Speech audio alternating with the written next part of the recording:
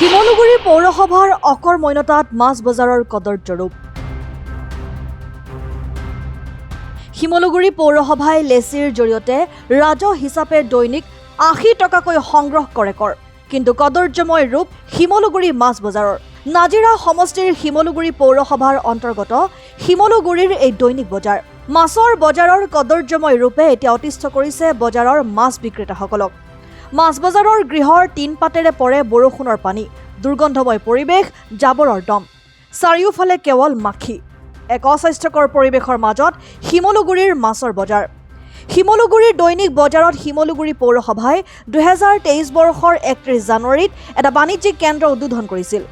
সেই বাণিজ্যিক কেন্দ্ৰতেই মাছ বজাৰৰ ব্যৱসায়ীসকলক মাছ বিক্ৰীৰ বাবে সুবিধা কৰি দিয়াৰ প্ৰতিশ্ৰুতি দিছিল শিমলুগুৰি পৌৰসভাই। কিন্তু সেয়া উপযোগী হৈ নুঠিল মাছ বজাৰৰ ব্যৱসায়ীসকলৰ বাবে। তদুপৰি এই মাছ বজাৰৰ পৰা শিমলুগুৰি পৌৰসভাই লেচিৰ জৰিয়তে দৈনিক ৮০ টাকৈ কৰ সংগ্ৰহ কৰে যদিও মাছ বজাৰখনক লৈ কোনো ধৰণৰ গুৰুত্ব প্ৰদান নকৰে শিমলুগুৰি পৌৰসভাই। ইয়াৰ বাবে এতিয়া বাৰুকৈ সমস্যাত পৰিছে মাছৰ ব্যৱসায়ীসকল। শিমলুগুৰি দৈনিক বজাৰ আমাৰ ব্যৱসায়ী প্ৰায় ১৫-২০ জন মানে আছিলে। আপোনালোকে বৰ্তমান দেখিছে পৰিৱেশটো কেনেকুৱা নষ্ট, কিমান লেতেৰা পৰিৱেশ হৈ আছে। সেই পৰিৱেশত আজি ১০-১৫ জন বেপাৰীৰ ভিতৰত আজি ৪-৫ জনমান আছেগৈ। বাকীখিনিয়ে প্ৰায় ব্যৱসায় কমাইছে, এৰিছে কিছুৱে। প্ৰথম কথা হৈ গ'ল কি, আপোনাৰ পৰিৱেশটো আপোনাৰ যিখিনি বৰষুণ দিলে আমাৰ যিটো ৰাস্তাৰ কোনো নাইকিয়া গেলা পচা হয়, দ্বিতীয়তে ৰ'দ দিলে গেলা পচাৰ পৰিৱেশ। আমাক যিটো আজি ১০-১২ বছৰ আগত মানে আমাক চুক্তি কৰিছিলে, যিটো আমাৰ বাণিজ্য মাৰ্কেট নতুন মাৰ্কেটখনত আমাক মানে জেগা দিম বুলি আমাক চুক্তি কৰিছিলে। সেই চুক্তিটো আমাৰ আজি ১২-১৩ বছৰ আমি ইয়াতে পৰি আছোঁ। এতিয়া বৰ্তমান সময়ছোৱাত পৰিৱেশ এনেকুৱা হৈ গৈছে, শিমলুগুৰি দৈনিক বজাৰখন ৩ ভাগ কৰিবলগীয়া হৈছে। এভাগ হৈছে আপোনাৰ ষ্টেচনৰ বেক চাইডে DP লজৰ ফ্ৰণ্টত, এভাগ হৈছে কালী মন্দিৰৰ মুখৰ আগত, আৰু এভাগ ইয়াত য'ত নিজস্বভাৱে দৈনিক বজাৰখন আমাক দিছিলে। পৰিৱেশটো ইমান নষ্ট হৈছে, যিটোকে আমাৰ ব্যৱসায় লৈ কিনে সকলো বেপাৰী মানে আজি আঁতৰি যাবলগীয়া বাধ্যতা হৈছে।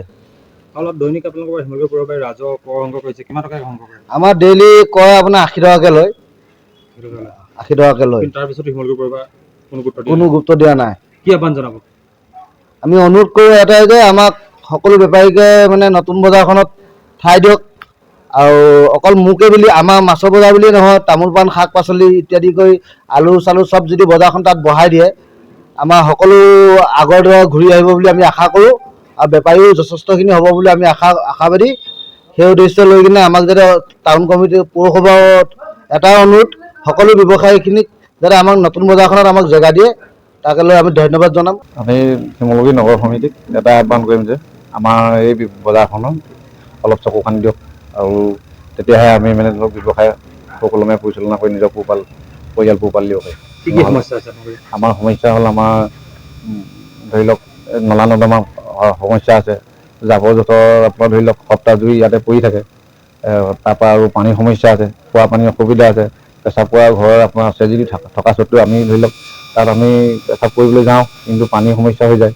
আকৌ ধৰি লওক বাহিৰৰ মানুহ কাষ্টমাৰ গ্ৰাহক সকলো আহে পেচাব কৰিবলৈ, ওচৰৰ দোকান বহা ধৰি লওক আহি পিনে পেচাব কৰিবলৈ জেগা নোপোৱা দেখি, জেগা নথকাৰ কাৰণে আমাৰ মাছৰ বজাৰ ওচৰতে মানে আমি বেয়া লাগি ওচৰতে পেচাব কৰিবলৈ দিবলগীয়া হয়। আৰু আপোনাৰ টিংপাত আপোনাৰ জহিম হৈ গ'ল, আপোনাৰ সময়ো বনোৱা আপোনাৰ দিনো হ'ল। এই সকলোবোৰ কাম যাতে আপোনাৰ সভানেত্ৰীয়ে চকু কাণ দিয়ে। আৰু আপোনালোকক যিহেতু বাণিজ্যিক কেন্দ্ৰত ঠাই দিম বুলি কৈছিলে, কিন্তু নিদিলে। আমাৰ বাণিজ্যিক কেন্দ্ৰত ঠাই দিম বুলি আগতেও কৈছিলে। যেতিয়া বজাৰখন আপোনাৰ ঠিকাদাৰে ঠিকা পাইছিলে, তেতিয়া আমাৰ কাগজ পত্ৰসমূহ লৈ গৈছিলে, ফটো সহসতি আমাৰ কাষ্ট চাৰ্টিফিকেট সৈতেও লৈ গৈছিলে।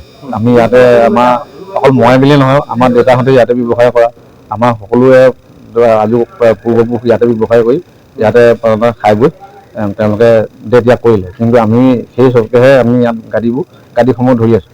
আমাৰ মানে কথা হ'ল কি হ'ল, আমি এটাই দুখ লগা বিষয়, ব্যৱসায়ীসকল আমি ব্যৱসায় কৰিলে নহ'ব। যদি গ্ৰাহক নাথাকে আমি ব্যৱসায় ক'ত কৰিম? কাষ্টমাৰ গ্ৰাহকসকল আহিবলৈ অলপ ৰাস্তা পদূলি অলপ চাফ চিকুণ কৰি আমাক মানে অলপ সুবিধা কৰি দিয়ে। নাজিৰাৰ পৰা ৱাহিদ আলীৰ ৰিপৰ্ট, অসম টাইম।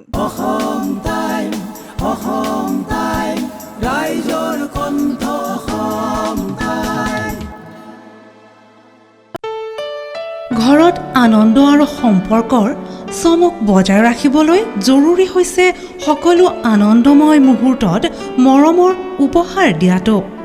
সেইবাবে মধুশ্ৰী জুৱেলাৰ্ছে আনিছে সকলো ৰঙীন ক্ষণৰ বাবে বিশেষ গহনা। হীৰাৰে হওক, সোণৰে হওক বা ৰূপৰে হওক, শ্ৰেষ্ঠ ডিজাইনছ আৰু হলমাৰ্কযুক্ত গহনাই ৰাখে সম্পৰ্কক নিখুঁত। তেনেহ'লে আজিয়ে আনক আনন্দ মধুশ্ৰী জুৱেলাৰ্ছৰ সৈতে। যোগাযোগ কৰক 7002800341 নাইবা ভিজিট কৰক LNB ৰোড, নলবাৰী, অসম।